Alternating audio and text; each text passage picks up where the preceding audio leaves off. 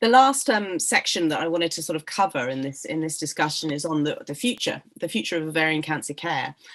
There are lots of new interventions and diagnostics, and we obviously hope that the stats that, as I've already explained, are quite stark at the moment. We hope that they will reverse in time. But I wonder if I can come round to all of you individually and ask what your hope is for the future of ovarian cancer care, say over the next 5 years. And Tracie, if I can come to you first.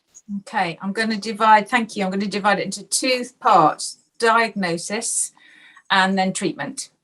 So early diagnosis, I believe that if only we could screen, as Irma had said. However, we do know there was an enormous trial called UK-CTOX where over 200,000 women gave up their time and their anatomy. And we looked, just as Irma suggested, what about doing a regular ultrasound?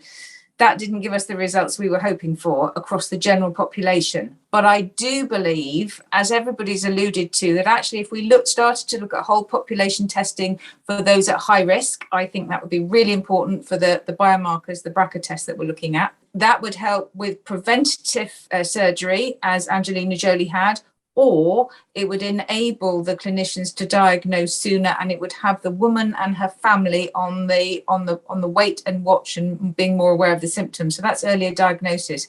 Treatment, I'm going to go back to the biomarker again, because if we, at the point that our patient is diagnosed, also check her biomarkers, just as Irma has, that will help guide what the disease burden will be, what the spread will be, and as we've heard today, what the therapeutics can be. There are a number of therapeutic agents out there that are making all the difference to women, and Irma is proof. So yeah, biomarkers the whole way.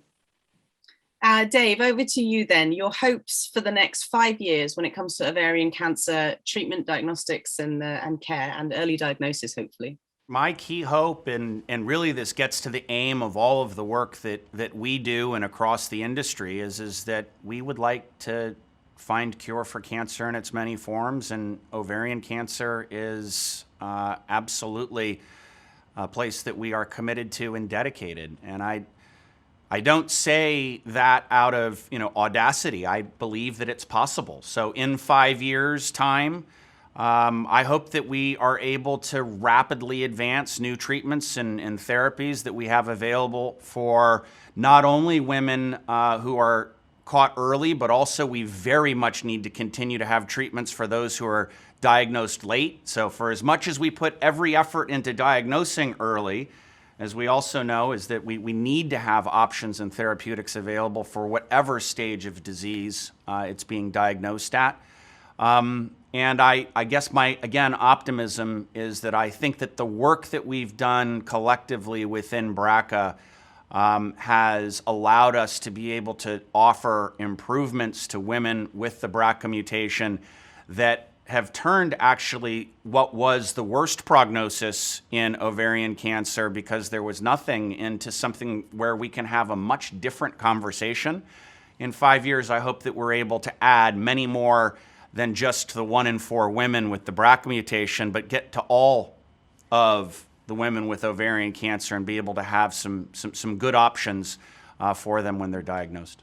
I'm encouraged by your optimism, so thank you for that, Dave. And Clara, over to you then, your hopes for the next 5 years. So my hopes for the next 5 years, I would agree with everything that's been said, better diagnosis, quicker diagnosis, more treatment options, making the most of what we have. But I guess to express that in terms of an outcome, I'm an optimist as well, would hope that in 5 years that we have ovarian cancer survival rates up there in the same league as, say, breast cancer survival rates. I think that would make an enormous difference.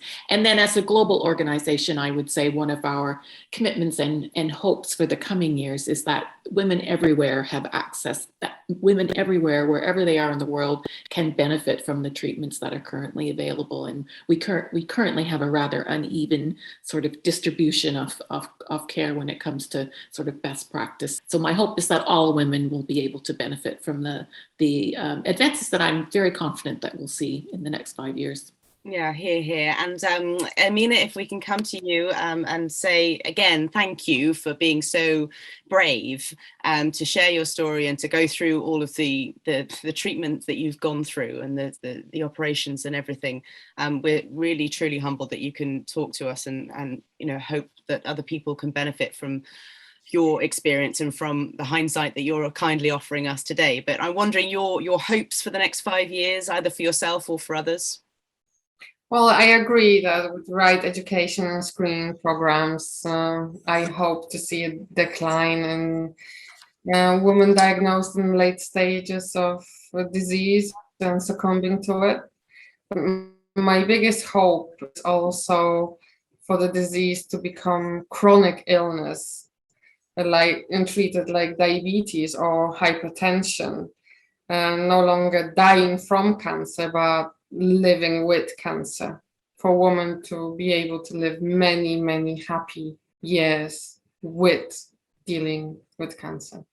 It's a really powerful message, and I'm sure we all share in that hope as well. That's all we have time for on this particular discussion, but from my perspective, it's been hugely insightful and useful and interesting. So my thanks to all of you, to Dave Fredrickson, to Irmina Wojtaszak, Clara MacKay, and also to Tracie Miles. Many thanks, and to AstraZeneca for hosting this particular discussion. We're very grateful. Thanks, everyone. Thank you. Thank you.